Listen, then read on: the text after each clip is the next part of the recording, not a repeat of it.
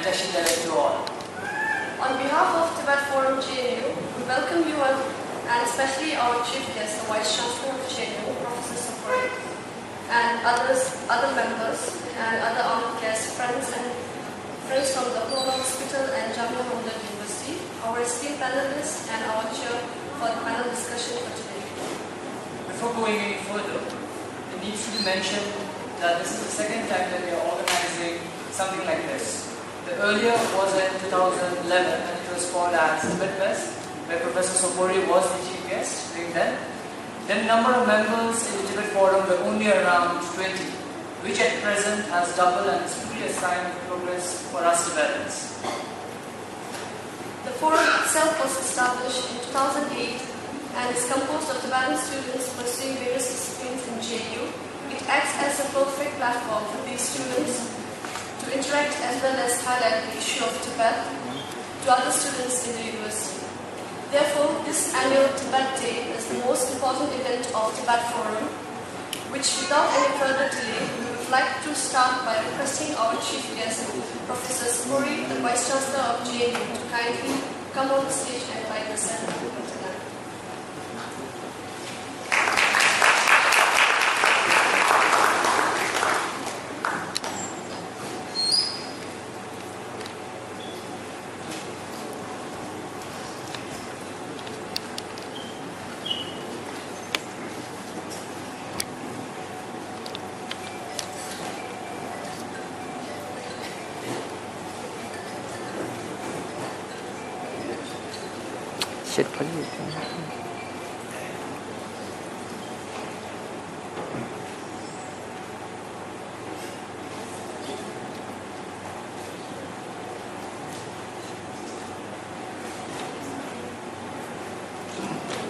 A round of applause, please.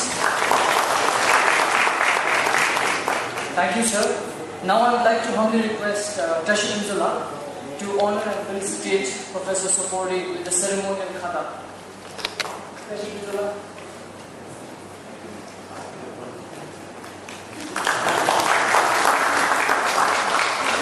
I humbly request Professor Sopori to say a few words. Thank you.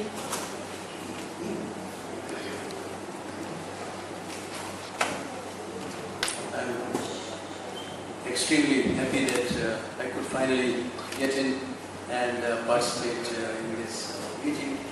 I congratulate the students of this university who have formed this forum to celebrate today the Tibet Day. Because I would have liked to stay much longer.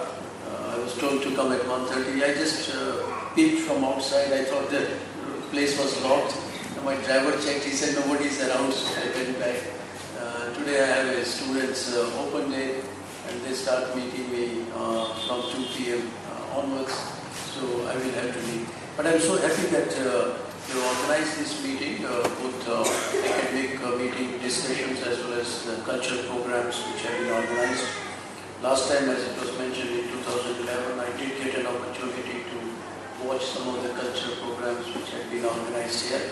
I don't know how long this is going to last, but in case I get some time, I would like to come back and watch some of those programs. Tibet has its own culture. For a very long time, we have interacted with people from Tibet. I once had an occasion also to meet him, His Holiness Dalai Lama, in Himachal, which was a long time, and we have also decided to request him this year, which has yet to mature, to deliver our Nehru Memorial Lecture on 14th November. It is free. We'd like that he visits this university and address our students. I am sure that you will have many academic discussions on Tibet, the politics there, the situations, the students, their issues when they come and study in some of our higher educational institutions, and also the cultural things which you are going to discuss. So I'm sure that you will have a very good interactive meet today, and I look forward that our students will interact with those who have come from outside to speak on these issues. I personally don't want to get into many of those issues, but I'm sure these will be raised here. And if there are anything specific solutions which you have some, especially for the students of this university, if you feel that there is something which needs to be addressed from the administration point of view, I would be one of the most happiest person to find solutions to this or address those problems. So with this, I congratulate our students to have organized this meeting, and hopefully you will have a good time. And as I was mentioning, if time permits, I would like to come back and join you again in this one. Thank you so much.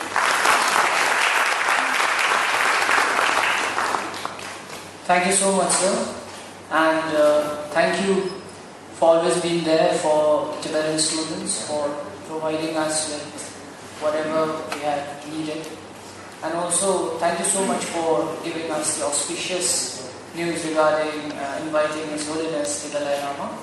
More importantly, also thank you for coming, and also we hope that you will also join us later for the other cultural performances which will begin from 4 p.m. onwards. Now, without me taking any further time, both of us taking any further time, I would like to start the first program of the day. That is, it's a panel discussion on Tibetans in exile, issues and challenges. It will be divided into 2 sessions, which will be both chaired by Dr. Jawaharlal.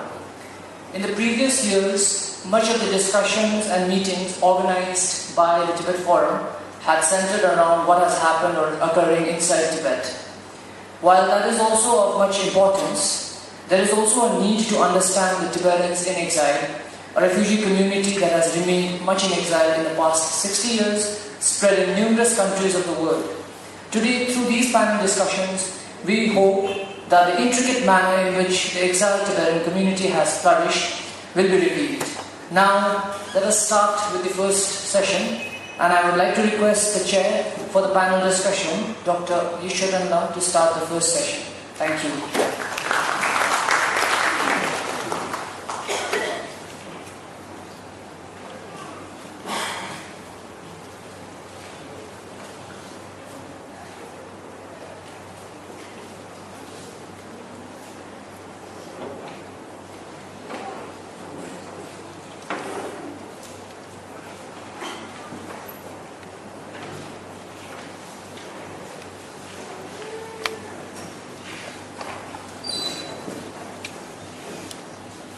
For the first session, I would like to request our Honorable Speaker of the Parliament in Exile, Mr. Pemba to grace us on the stage. And also, of the Supreme Court, who has always been a friend of Tibet, Mr. Naresh Mathur, to grace us on the stage. Thank you.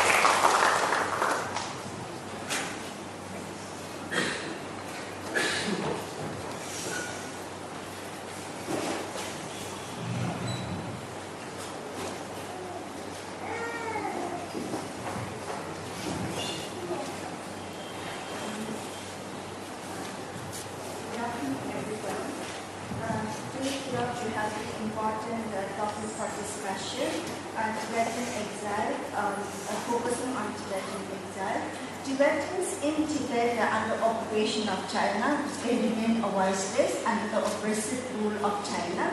But the Tibetan exiles have a special responsibility of not only being a voice for the voiceless in Tibet, but also to sensitize, to mobilize support for the Tibet cause. And among the Tibetan exile government expresses the official position of the Tibetans in exile, and Tibetan exile government is a major focus for generating not only official position, but generating awareness and mobilizing international support for Tibetan cause. And the Tibetan diaspora in general has been contributing, not just receiving aid and assistance from the rest of the community, but also Tibetan diaspora is also contributing to the host countries in terms of popularizing the principles of Buddhism. and also contributing unique Tibetan traditional medicines, and above all, enriching the cultural mosaic of the host countries. So Tibetans in exile in different parts of the world is also contributing for the global community. Apart from the exiled government, there are various different major groups within Tibetan society who is also playing a major role in sensitizing, mobilizing international support for the Tibetan causes. Among all of them, the one most active group is the Tibetan youth groups among the Tibetan society, who is playing very important role not just for mobilizing but also providing an alternative voices and alternative policy positions. So in today's panel discussion, we have eminent speakers to speak on this various aspects.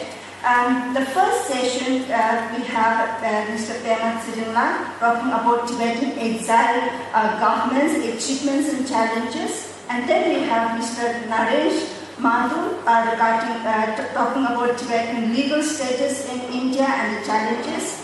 And after a second session, we have Geshe Handola talking about the role of Tibetan Buddhism in the 21st century. And next speaker, we hope Professor Hani Opera will join us. She's going to speak as Tibetan diaspora and challenges encountered. And then we have activists, poetic and very activist Tibetan activist, Mr. Tenzin Tundu, who is going to discuss about the youth and activism and new dynamism of Tibetan struggle. So we have a very eminent and speakers, and we have very interesting panel. Let me introduce Mr. Pema Tsirin, the first speaker of today's session. And he had his education in Tibetan Central Schools in Mysore, and he had his master from Madras Christian College. And he's been elected a number of times in Tibetan exile government. In fact, he was elected as Speaker of Tibetan exile government in 2011. Next speaker is Mr. Naresh Madhu. He is eminent lawyer practicing both in Delhi High Court and Supreme Court of India. And he did his master's in Hindu College, and he obtained his LLB from the University of Delhi. And he's been very active supporter of Tibetan cause, and he also practices being a student of Tibetan Buddhism for a quite long time. So without losing any further time, I would request Mr.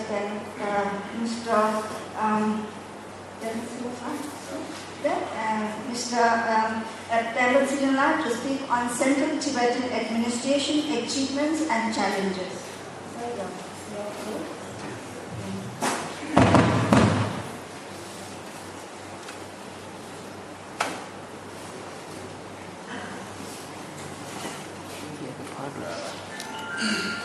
First, I wish to thank the Forum for organizing this Tibet Day in this prestigious university.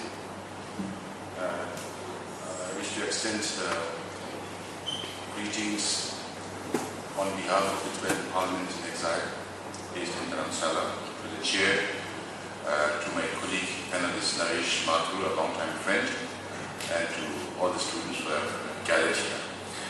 I guess we have only 15 minutes each to make our presentation.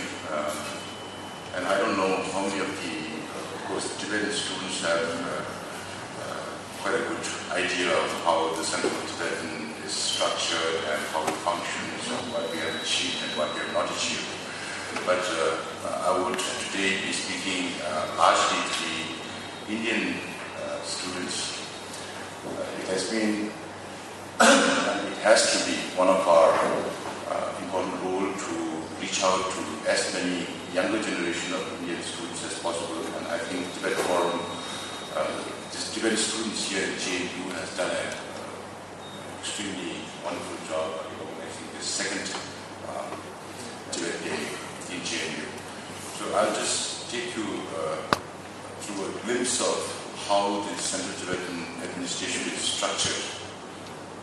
We have a cabinet, just like in India, The head of the cabinet, called Sikong, or the political leader, is directly elected by Tibetans all over the world since 2001, except inside Tibet.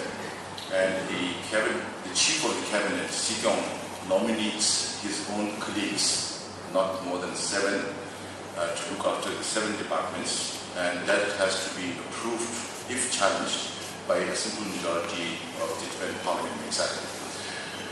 They are not members of the house, so they have no right to vote in the house. They can take part in any procedure of the house except voting. And Tibetan parliamentarians, we have a Tibetan parliament in exile. We don't have political parties, whether you look at it as from a reality or uniqueness of Tibetan democracy.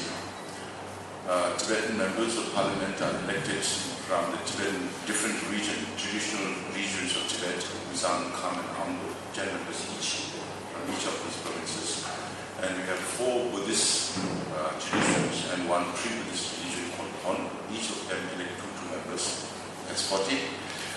And 2 Tibetans are elected from Europe and 2 from North America. So the total strength is 44. We don't have territorial constituencies. Neither do we have political parties, so there is no ruling party or opposition party. Every member decides by using their own conscience on any given issue that we discuss. And we also have a Supreme Justice Commission, which functions more like an arbitration court, not really part of the Indian judicial system. Any criminal cases has to be handled by the Indian justice system and not the Tibetan Supreme Justice Commission. We handle only civil and organizational matters that concerns the Tibetans within the Tibetan community. Then we also have 3 independent bodies of election commission. We hold election once every 5 years for the parliament as well as the cabinet.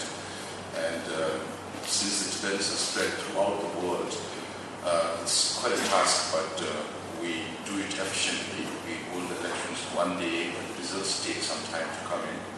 And we also have Public Service Commission that recruits and trains the civil servants, which are a little more than 600. And we also have Auditor General's Office, so there is complete transparency, auditing. So all the necessary institutions for democracy very much in place during our 55 years of democratic experience. Then within the administration we have Department of Religion and Culture that looks after more than 240 monasteries and nunneries. The total number of monks and nuns, including people from Himalayan region, is about a little more than 39,000 out of the 150,000 Tibetans in diaspora. Then we also have Department of Security that looks after insolvency security, even though largely it's handled by the Indian government. We have a Department of Home that looks after more than 54 different Tibetan settlements. Largest ones have about 16,000 people, and the smallest few hundreds spread all through from Northeast India to West India, North India to South India. In fact, the majority of the Tibetans are in Karnataka state in 5 different settlements, about 35,000 of them. So in total, out of the 150,000, there must be about 100,000 Tibetans in India, about 25,000 in Nepal, and then about 25,000 in Europe and North America as of today. Only 2,500 in Bhutan. So the Home Department looks after all these settlements. And then we have Department of Education. We have about 82 schools with more than 25,000 students spread throughout India, wherever there are Tibetans, depending on the size of the settlements. The level of schools also varies from settlement to settlement, which are administered by 3 different bodies. One is the Central Tibetan Administration under the Human Resource Development Ministry of the Indian government. We are now in the process of taking over the schools. There are a set of schools run by Tibetan students, villages, totally managed by the Tibetans themselves. They have about 7-8 big institutions all through India. set of schools run directly by the Department of Education of the Central Tibet Administration in Dharamsala. Then we also have a Department of Finance. We spend about 180 crore rupees every year on meeting our expenses, mostly on education. About 40% of those goes into education, and then welfare, health, rehabilitation, and political and administrative costs, out of which Tibetans contribute about 7%, about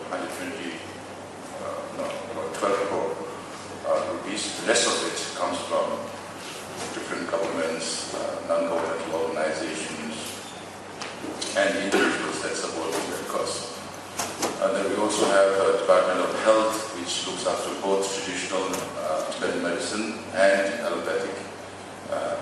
We have a branch of health, the Tibetan medicine or allopathic medicine in all the Tibetan settlements. Then we also have a Department of Information and International Relations.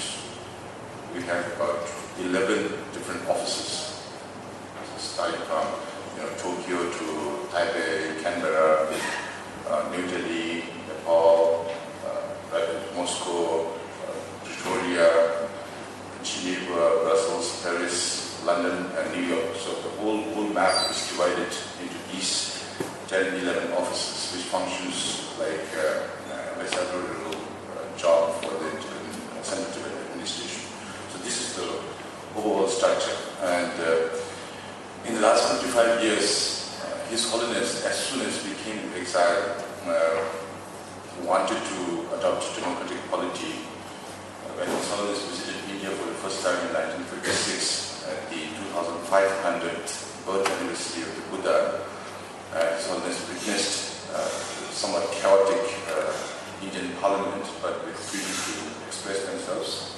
And His Holiness also had been to China in 1954, 55, and witnessed how the Communist Party functioned. So His Holiness was very keen that we adopt democracy, and within 1 year of coming into exile, we had election for the first parliament, and the first parliament took oath of office on the 2nd of September 1960. Even today, we celebrate the 2nd of September as the Democracy Day. And the first 30 years, we could not move as much as His Holiness wanted us to, because our people had no idea what democracy meant. It was under very adverse and difficult circumstances, not knowing the language, even though culturally, India and Tibet had very close relations, not being able to live in the hot climate. So most of the Tibetans were working in the Himalayan region. If you go to Manali and Simla, most of those roads were built by Tibetans in the early 60s. And slowly, state governments, on the request of the Prime Minister, Pandit Nehru at that time, started giving land to the Tibetans to rehabilitate themselves. And slowly, Tibet started moving into different settlements. And His Holiness had a very far-sighted vision to locate the Tibetans in compact communities so as we would be able to preserve our own language and culture and heritage. That result you can see now. So first 30 years was a difficult period. We could not move as much as His Holiness wanted. Then His Holiness was very insistent that we need to change. In 1990, he dissolved both the Parliament and the Cabinet, and then he appointed a Constitution Drafting Committee, even though we already had a Constitution in 1963. Then we had a special meeting of more than 300 people representing Tibetans from various walks of life. And then in 1991, the Parliament was empowered with complete legislative responsibilities. Again, in 1998, His Holiness started saying, why not we change the election of ministers? And then we deliberated a lot, and again in 2001, then we had direct election of the political leader, or the head of the cabinet at that time, called Karan Chiba, now called Sikyong. Then 10 years after that, then His Holiness started talking about, in 2001, His Holiness started talking about semi-retirement, and then in 2011, complete retirement. And we made amendments to the charter. I had the privilege of seeing through the whole process. We which went very smoothly in a short period. So that is generally the evolution of Tibetan democracy in exile. And as the chair said, one of our most important responsibilities is to make known about the situation inside Tibet to the outside world and to seek their support. So we do a lot of advocacy work, whether it's the cabinet or the parliament or the different non-governmental organizations that are there in Dharamsala and elsewhere, in the Tibet support groups. So we organize World Parliamentarians Convention on Tibet. We organize International Tibet Support Group Conference internationally. So those are some of the things that we keep doing. And of course, our strength has always been the inspiration in the leadership of His Holiness Dalai Lama. Because of him, the Tibet issue has reached this level of awareness and still alive in the international community. And of course, there has also been a lot of sacrifices by the Tibetans inside Tibet. And we have taken a very pragmatic approach in terms of rapprochement with China. We know that even though Tibet was an independent state till 1951,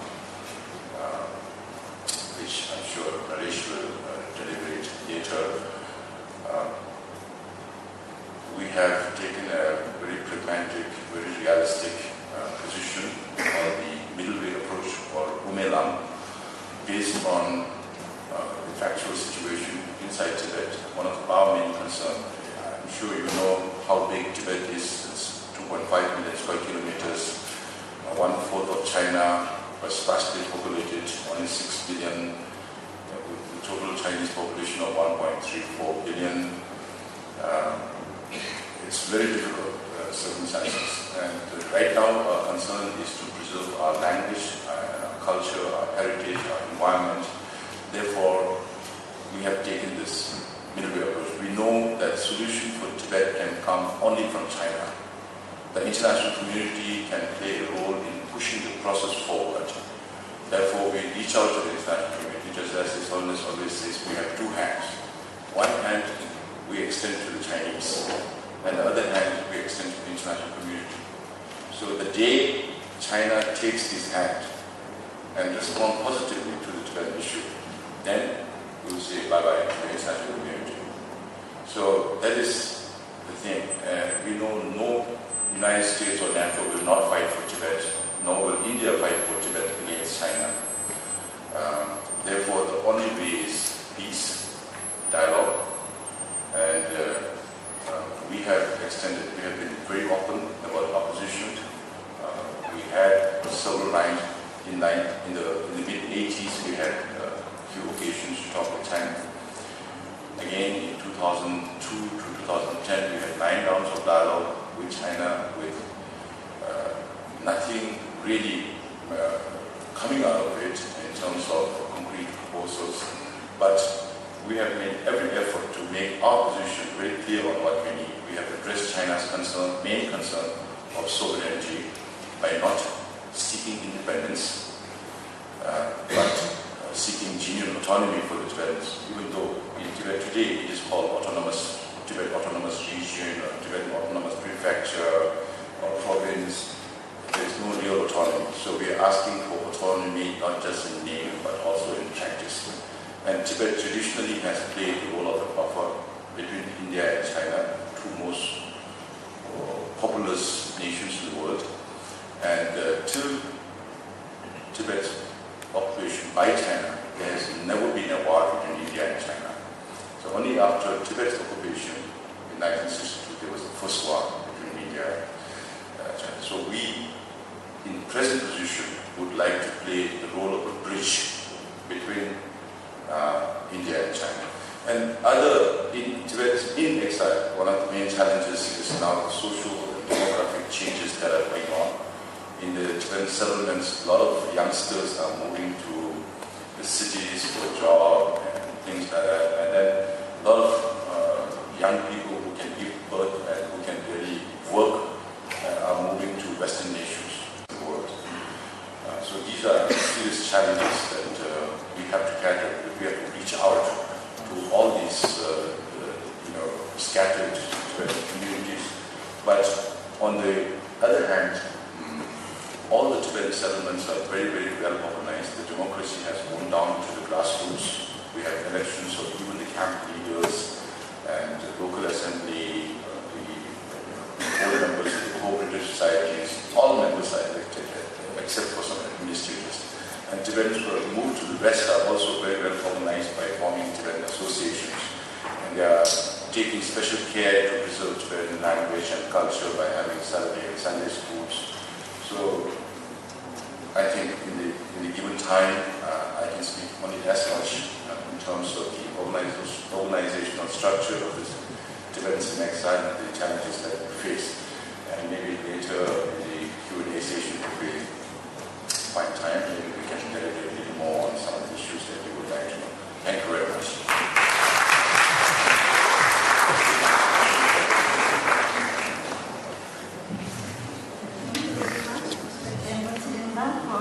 Detailed and illuminating presentation of Tibetan exiled government. Now I will request Mr. Naresh Mathur to give his presentation.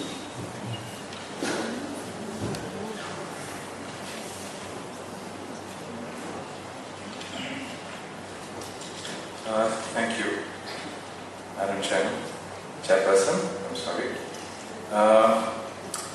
Back in JNU, after a long time, I spent 6 long years in Delhi University, and JNU was a big haunt. I used to spend half of the time, and I was thinking as I was coming here, the few hundred times that I visited JNU from under the Passports Act.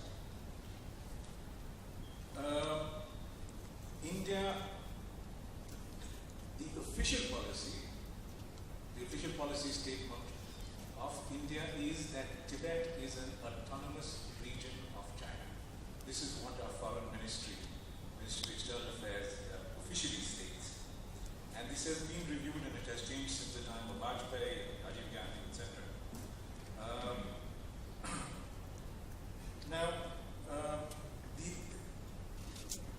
But when the IC is issued, the nationality is stated as Tibet. So though we may say, formally and officially, that Tibet is an autonomous region of China, we do in some measure recognize the identity of Tibet. And I'll deal with that issue in a while. Formally we have not, there is an International Convention for Protection of Refugees. Formally India is neither a signatory nor have we ratified that convention. When you ask the Indian government, they say that we may not be signatories, we may not have ratified it, but in spirit, we comply with this convention. And there are 2 obligations under this convention. One is to give material assistance to a refugee community, which Nehru will testify the Indian government has done and has done in the past and is not. There is an International Convention for Protection of Refugees. Formally, India is neither a signatory nor have we ratified that convention. When you ask the Indian government, they say that we may not be signatories, we may not have ratified it, but in spirit, we comply with this convention. And there are 2 obligations under this convention. One is to give material assistance to a refugee community, which Member will testify the Indian government has done and has done in the past and is doing today, even in the present. In addition to that, to provide legal protection under this convention, International Convention for Protection of Refugees, there is a principle, I'm sure most of you know this, it's a French term called non-refoulement, which means that if a person who crosses over into the borders is to be sent back by force, and if he fears persecution, a summary trial, arrest, detention, without just cause, then this principle of non-refoulement recognizes that such a person who is vulnerable to this threat of persecution shall not be sent back. And under the Registration of Foreigners Act, for a long time, there was a provision that if somebody crosses over into the Indian territory without valid papers, he can report within 90 days. So the Tibetan government in exile had set up reception centers, and the new arrivals would report it, and they would be assisted in filing, within this declaration within 90 days, after which they would be issued registration certificates and ICs. Now, I don't mean to suggest that this is by any way adequate. This is not adequate. This is my view. And as we have seen that in Nepal, we are dealing with a big problem. Because in Nepal, earlier there were reception centers and the new arrivals could cross in. New arrivals from Tibet could cross over into Nepal and get to Kathmandu, the reception centers in Kathmandu. Now I am told, under Chinese influence and under Chinese pressure, if anybody does, first of all, very few people are able to cross. But if you do cross over, the Nepali government is handing back these Tibetan refugees to the Chinese. And in law, in international law, this is a breach of this principle of non-refoulement. The second thing, if I may say, on legal status is that we amended the Citizenship Act, and not just the Tibetans, but those born in India between 1959 and 1987 could apply for Indian citizenship. And I'm sure you all know about this Tibetan girl who applied and was denied. She approached the Delhi High Court, and the Delhi High Court said she had a legal right, there was a statutory right, and she should be issued the passport. But however, there was, after this, there were several legal skirmishes, and the Indian government tried to interpose, suggesting that they could not grant it on a case-by-case basis, using various instruments such as that police check, etc. Now, in the case of Khyaltse Rinpoche, the senior tutor of His Holiness the Dalai Lama, his case has just recently been decided in Bangalore, the government the Union of India put these defences, and the Bangalore High Court said nothing doing. You have a statutory right. You cannot defeat a statutory right by inventing ruses to defeat this right. Yes, of course, there is the right. The government has the right to do a police verification, but nothing more than that. So if the police verification reveals that there is no pending cases, the person is not a criminal, then he has the statutory right to get this, and Bangalore High Court again directed the Union to issue a passport to Khyaltse Rinpoche. So may I say this, all of you here who were born between 59 and 87 have a right to get an Indian passport. Well, that deals with the problem of 59 to 87. What about 87 to 2014? Now, those born.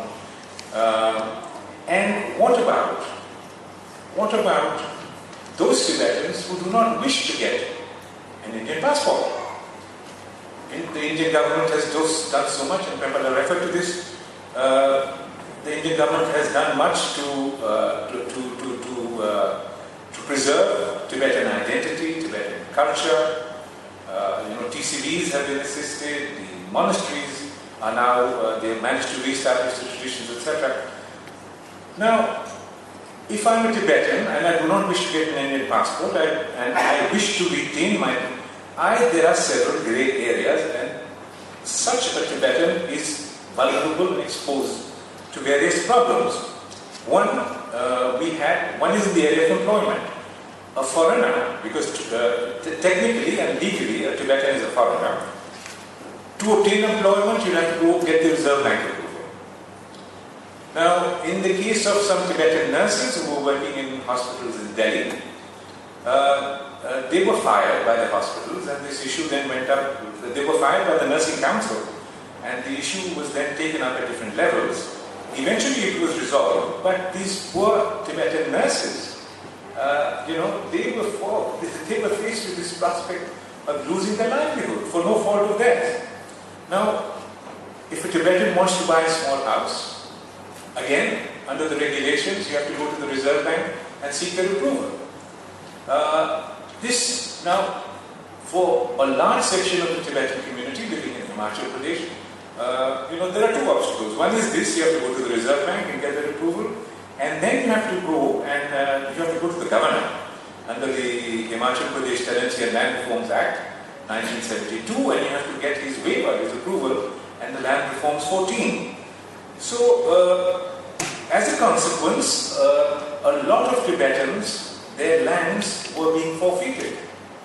In Dharamsala, under the Public Premises Eviction Act, most of the Tibetans didn't have these two approvals and sanctions of the government, one of the Himachal and the central government. So these lands were being taken back, and at which point of time I had an occasion to represent them before the Chief Minister of Himachal Pradesh, and we told him that, look, when they came, they were in a few thousand. Now they are, the numbers have grown. Where do you want them to live? On trees? Where can they live? So he was gracious enough. He said, well, as on the date that we met him, he said, I will regularize everybody till today. Now there were some problems in working that out. I will not get into that. But again, now if you're a chartered accountant, you're a Tibetan and a chartered accountant, you want to open up and establish a chartered accountancy firm, you'll have problems. If you're a lawyer, you want to establish a law firm, it will be seen to be a foreign law firm, you will not get permission to establish a law firm. So there are these issues and there are these problems that traditionally a Tibetan would face if he wants to function. Now, if you travel, you need a no objection for return to India. So, now looking at all of this, there's, this is a big challenge, and either you are a foreigner or you're an Indian. Now, perhaps, and this is something that in the future we may look at, that if you are a long-term resident, in India, and your RC, your registration certificate, would clearly establish this, some right should flow. Because some right should flow, and that right should be that you should be treated at par with Indians in matters of employment, in matters of travel, in matters of acquisition of property, the right to practice a profession, etc. All the fundamental rights which are available to a citizen of India under Chapter 3 of our Constitution, similar rights should be available. And this is not a long journey, because under various judgments, the Supreme Court has in fact recognized and granted many of these fundamental rights to foreigners as well.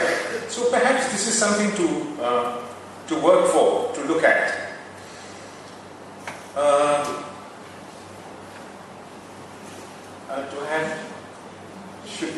Okay.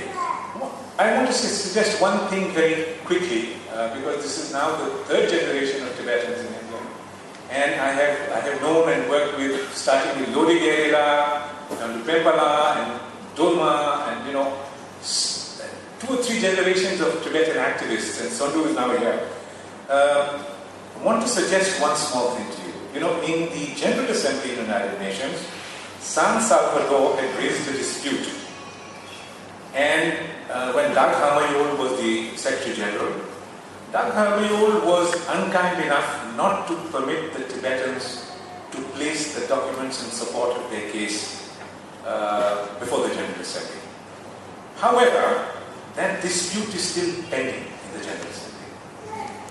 And there are ways and means to re-agitate that dispute.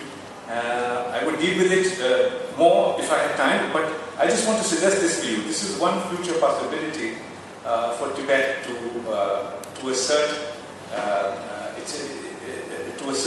its status and to reclaim what Tibet, I think, is legitimately entitled to. I'll stop here. Maybe we can continue in the few odd minutes that we have for discussion. Thank you.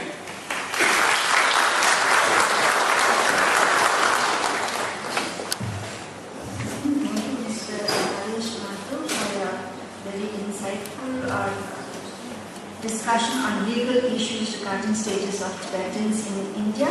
Now the floor is open for questions. We have only 10 minutes, so please make the questions very brief and to the point. The floor is open for questions. Yes.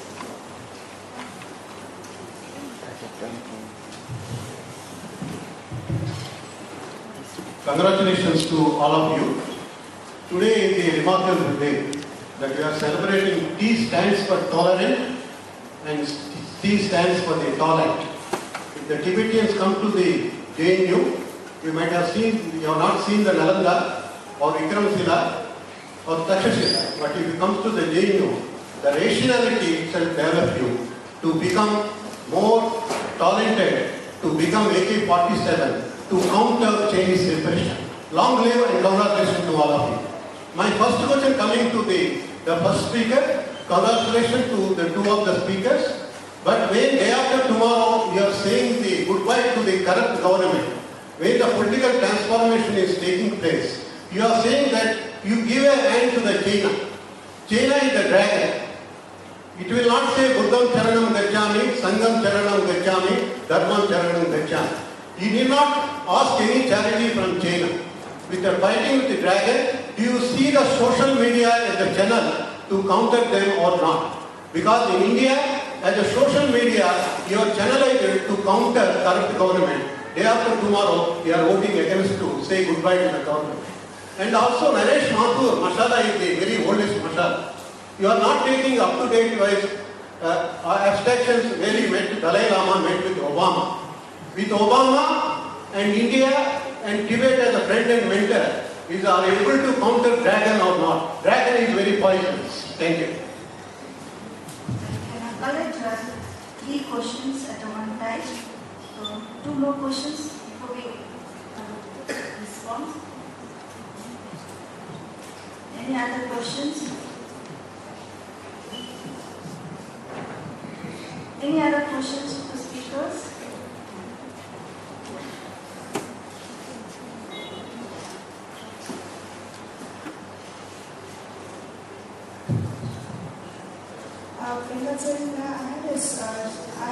It's just out of curiosity, I wanted to ask you, when you talked about the different departments in the CTA, you talked about Department of Religion and Culture, and then you said that there are around 39,000 monks and nuns, who are kind of not looked after, but the different monasteries are looked after under this department. So I wanted to know, does that include all the different monasteries within India, or I wanted to understand which monasteries or which monastic institutions would be included in those departments. I don't know, this is a vague question, but it's just out of curiosity. One more question.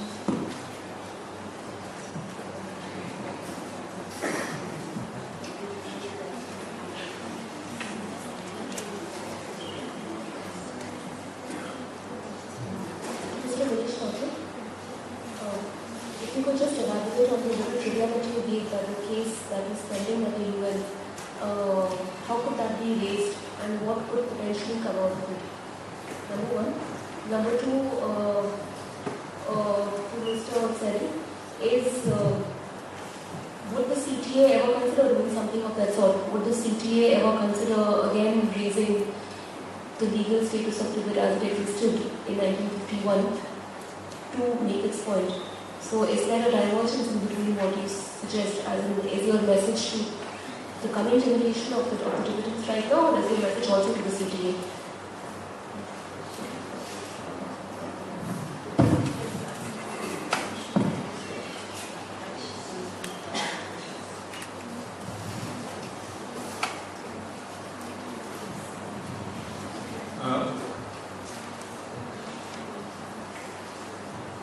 Okay. I'm speaking now purely legally, okay? Don't construe this to be a political, because I'm a lawyer, I'm not a politician. There is a case for the independence of Tibet. it is based upon two. Number one, the Simla Convention of 1913-1914 between British India, China and Tibet, which started out as a tripartite. There were two rounds of this. Started out in Simla, and at the end of round one, this was the great game in Central Asia. Tibet had been carved out into an outer and inner Tibet. The quid pro quo was that Russia had done this to Mongolia and was permitting this to happen in Tibet. China was to get that part which was considered to be outer Tibet, and they were to exercise some rights of suzerainty over inner Tibet. Now, after, this was in 1913, now as you know, in 1913, Sun Yat-sen's Republican government was formed, and once the Republican government was formed, it did not authorize the Chinese representative who was present in Simla to proceed with the second round of negotiation. British India was desperate to drive the borders of British India from the plains of India into the mountains, into the Himalayas. And the second round was negotiated, and the famous McMahon line emerged at that point in time in the second round of negotiation. Tibet thought it was trading territory for sovereignty, so they gave a substantial portion of their territory, and much of the Indian, what we call the Indian mountain states, comes from that similar convention. Now, when China didn't come back, what started out as a tripartite convention was then became a bipartite. It was only two parties. In 1914, in July, there was this agreement that British India and Tibetan government arrived at, that whatever had been conceded, the concessions made to China after the conclusion of the first round of negotiations, if China did not come back and sign and ratify the second limb, the second part of the negotiation, then none of the concessions conceded under the first part will go available to China. China did not come back. China did not sign this. So the legal effect of the second part was that this carving out of Tibet into outer and inner didn't happen. That the outer did not become a part of China, that they had no suzerainty over inner Tibet. So the legal effect of this is that Tibet stayed autonomous and sovereign. Now this the British government recognized till October 2008, for 94 years. In 2008, in October, Gordon Brown and his foreign minister formally and officially reneged from this position, which recognized that Tibet was an independent and a sovereign state. And there is much evidence to support this. The second part, the second convention is, perhaps not the convention here, but in 1951, the 17-point agreement entered into between the Chinese government and Tibet. This 17-point, under the 17-point agreement, there were several clauses. One, I can't give in detail, but China is virtually in breach of each and every of these 17 provisions, number one. Two, it was procured by force, by the threat of war. The army had already entered Chamdo, and the military was there, and they were negotiating at the point of a gun. Three, there were no formal seals, so the execution was bad in law. There are various arguments to suggest that the 17-point agreement is illegal, and just as when the three Baltic states, Latvia, Lithuania and Estonia, under Article 236 of the USSR Constitution, when they walked out of USSR, at that point of time, this Molotov-Ribbentrop Protocol was examined by the international jurists and found to to be illegal. In a similar way, if the 17-point agreement is to be tested, it will be found to be illegal. This is what my understanding is. So on the basis of these two were placed with the appropriate evidence before the General Assembly, because the dispute is still pending. You go to the website and you will see that the dispute is pending. That there is a certain manner, procedure under the General Assembly procedures and regulation to revive this and to represent this case. Now, I'm not suggesting that they should do this, but if they need to, this route is available.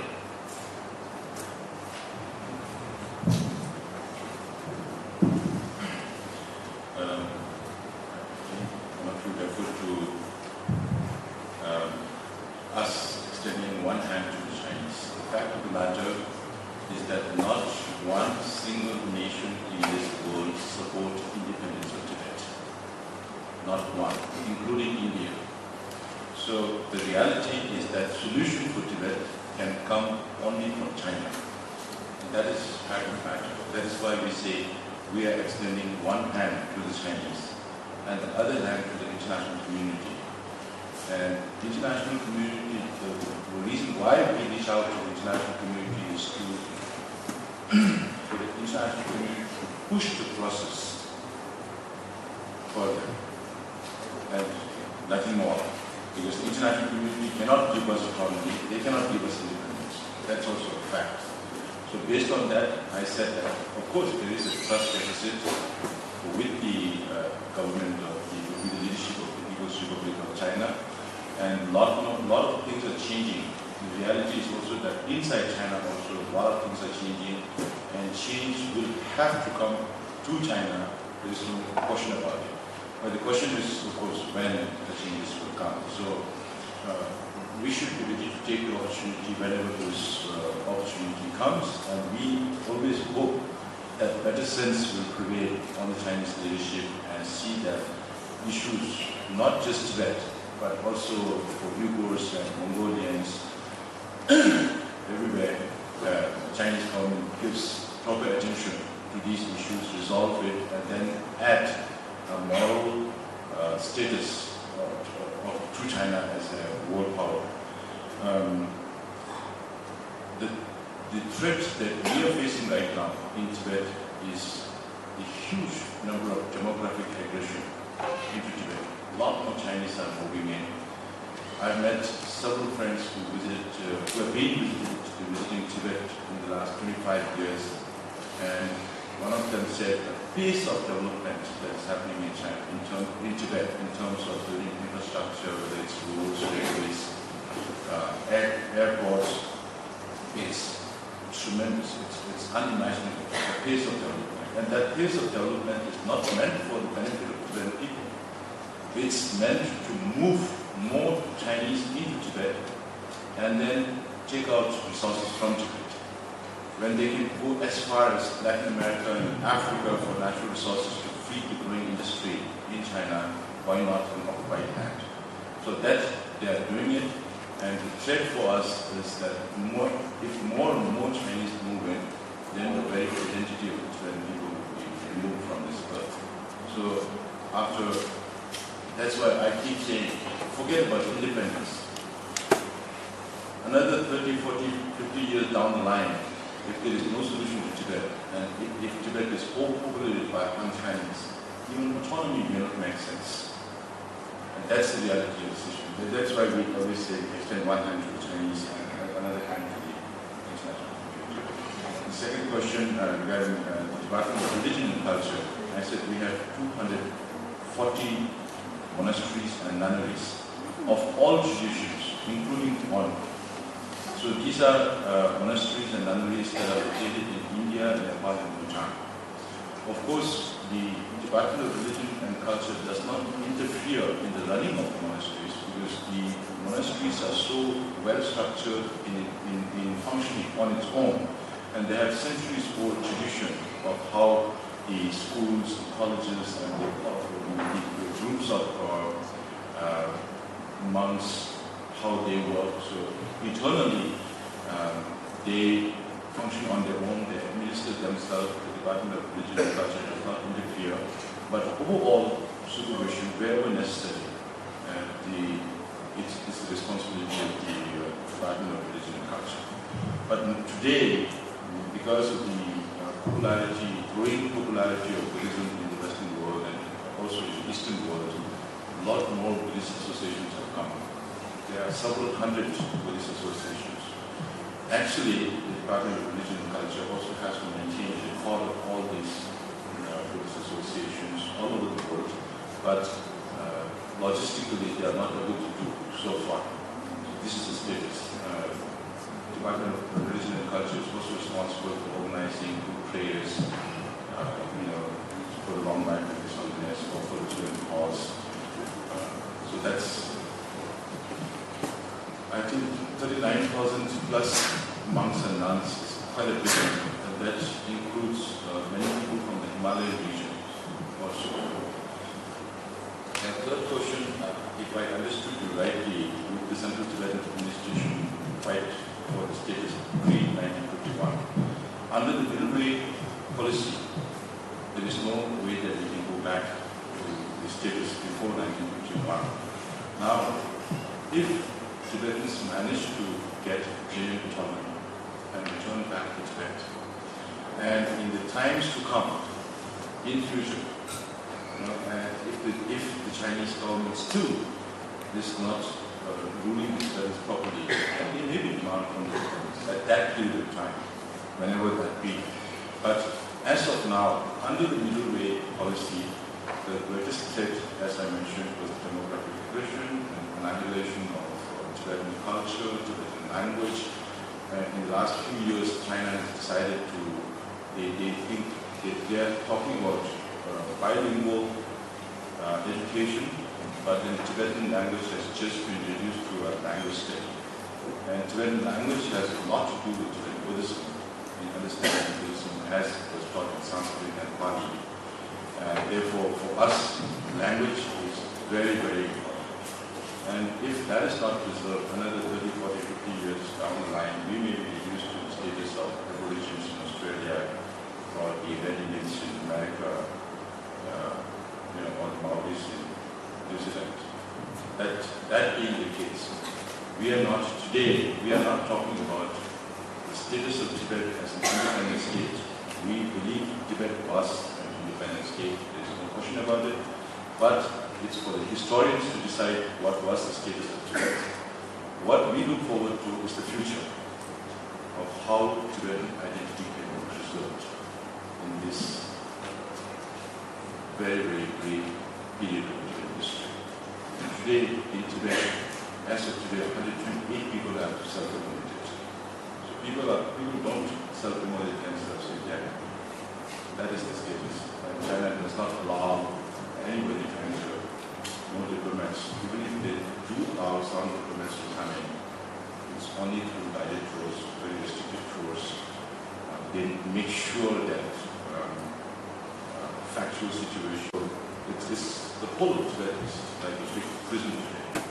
And unfortunately, the attention of the world community is also not much focused on Tibet. So many other problems which are violence-ridden, and wherever there is violence, the media goes organized for. Wherever there is non-violence, there is not much attention. It's a pity. The time is up, so let me sum up this panel discussion.